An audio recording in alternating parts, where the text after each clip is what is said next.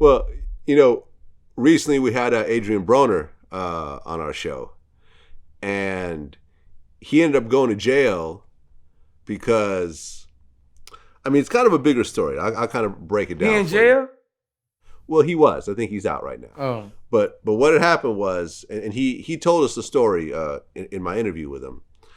He was in Vegas at Dre's nightclub, I think, and he had like a duffel bag, filled with cash. There was like, I don't know, 100,000 in there or something.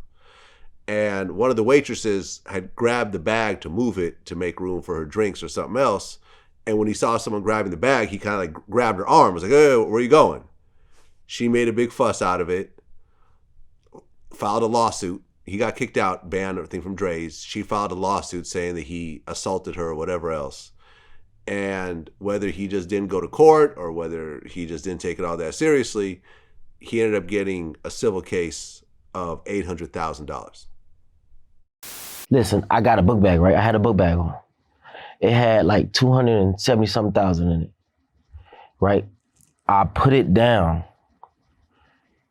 I turned. No, I think I gave it to J. Crow. I got J. Crow with me. And I turned, and it's gone. The waitress is gone. The bag is gone. But I didn't know that one of my friends was playing, and they got the bag. So I chased down the waitress and I didn't choke her. I just held her. I stopped her from walking past me. I'm like, where that book bag at? Where the fuck that book bag at? And it went from there, but I wasn't trying to strangle the lady.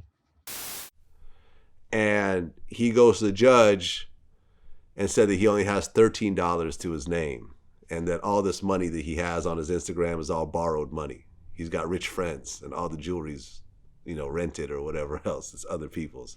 So the judge basically threw him in jail for contempt of court based on an Instagram post showing off his money.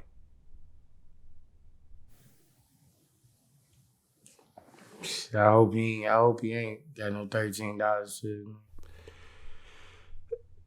Adrian's fine, man. He got he got his money. I know it. Nigga AB be fucking it up in the club. Like when I see that nigga fuck it up. Like I know that, bro.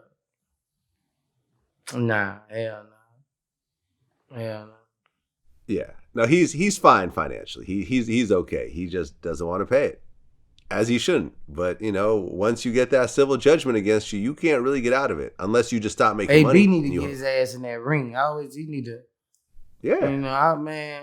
When I first came out, when they put me on AB and I saw how cocky this nigga was, I feel it. I liked it. I like AB, bro. I won't see him fight, bro. I won't see him take that shit serious. I don't like him partying and all that shit. Yeah, no, he needs to get back in the ring. He's a top-notch fighter. Right.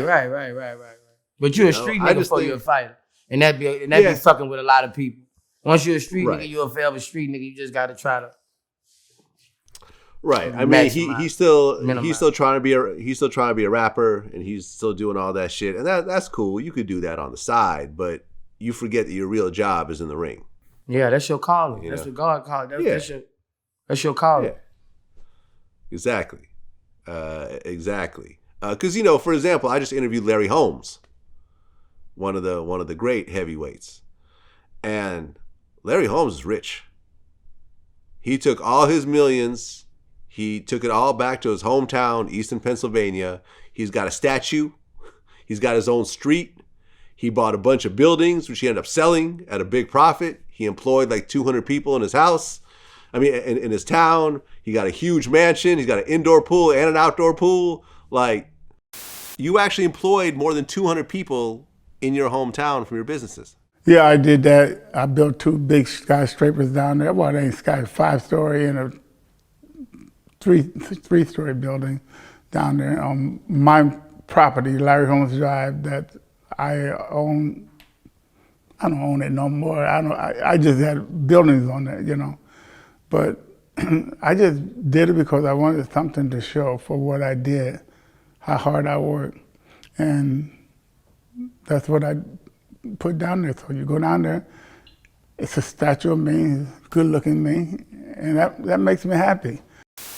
He's good. That's the shit that I like to see. You know, athletes that turn around and you know, they do what they had to do for the sport, but they get to live out the rest of their lives in luxury. That's what I want to see.